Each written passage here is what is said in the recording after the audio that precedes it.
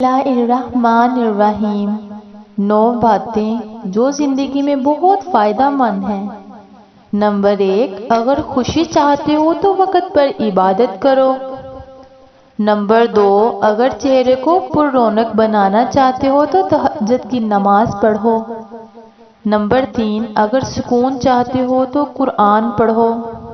Number 4، اگر صحت چاہتے ہو تو روزہ رکھو۔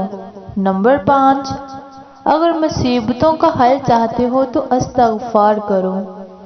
نمبر 6، اگر برکت چاہتے ہو تو درود شریف پڑھو۔ نمبر 7، اگر مشکلات ختم کرنا چاہتے ہو تو لا حول ولا قوت الا باللہ پڑھو۔ نمبر 8، اگر غموں سے نجات چاہتے ہو تو دعا مانگو۔